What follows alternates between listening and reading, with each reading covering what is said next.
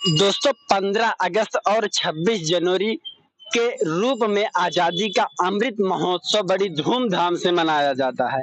परंतु अगर हमारे देश की आज़ादी की बात होती है तो कुछ चंद लोग हमारे देश की आज़ादी का क्रेडिट लेने के लिए आगे हो जाते हैं कि शायद हमारे ही परिवार की वजह से इस देश को आज़ादी मिली। आपने यह भी सुना होगा, बिना खड़क बिना ढाल साबरमती के संत तूने कर दिया कमाल। कुछ लोगों के द्वारा यह कहा जाता है कि आज़ादी चरखे से आए, परंतु ऐसा कुछ भी नहीं है। जब हम जानने की कोशिश करते हैं कि आज़ादी का श्रेय किन लोगों को मिलना चाहिए, आज़ादी में किन किन का योगदान है, तब हमें पता चलता है कि न जाने कितने वीर सपूतों ने इस देश के लिए बलिदान दिया है, तब हमारे देश को आज़ादी मिली है। उत्तर प्रदेश के बस्ती जिले के छावनी नामक स्थान पर जब हम आते हैं तो यह पुराना पीपल का पेड़ चीख चीख कर गवाही देता है कि 1857 में 150 लोगों को अंग्रेजों के द्वारा एक साथ फांसी दे दी गई थी,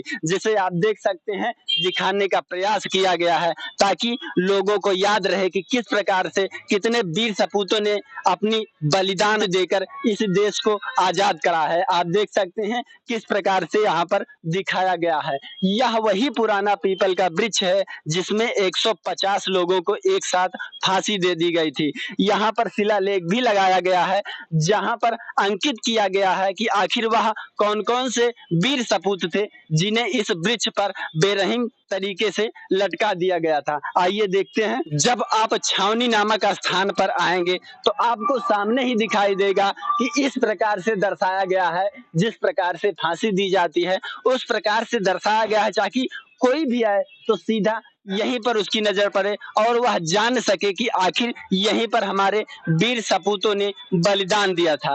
क्यों ऐसा? इसलिए क्योंकि कुछ चंद लोग ऐसा क्रेडिट लेते हैं कि सिर्फ उन्हीं की वजह से आजादी मिली है।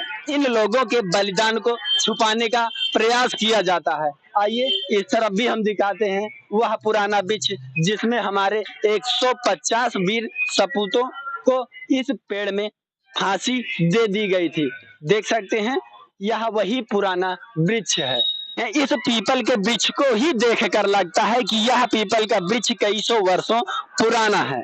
यह पीपल का वृक्ष किसी प्रकार से नष्ट ना हो, इसी वजह से यहाँ पर चबूतरे का निर्माण किया गया है। इस पीपल के वृक्ष के बचाव के लिए पूरा प्रयास किया गया है। यही हम दूसरी तरफ अगर शिलालेख पर देखते हैं तो उन वीर सपूतों का नाम दिखाया गया है। दोस्तों इसी स्थान पर अंग्रेजों के द्वारा 150 लोगों की हत्या कर दी जाती है। उनके गले में रस्सी का फंदा डालकर एक साथ 150 लोगों को पेड़ में लटका दिया जाता है और उसे नाम दिया जाता है फांसी का।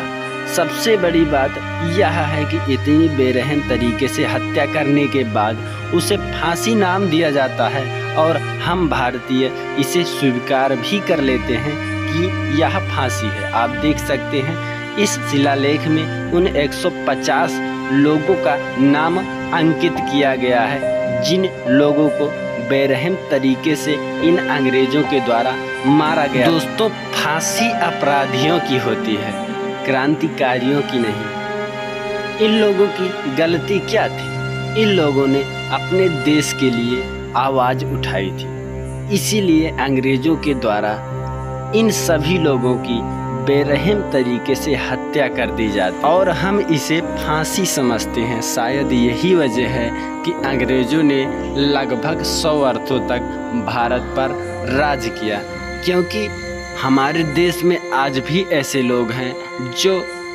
अंग्रेजों को सही ठहराते हैं और यह कहते हैं कि अंग्रेजों ने हमारे देश के लिए अच्छा किया।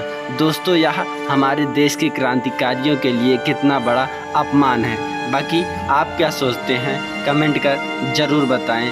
जय हिंद दोस्तों।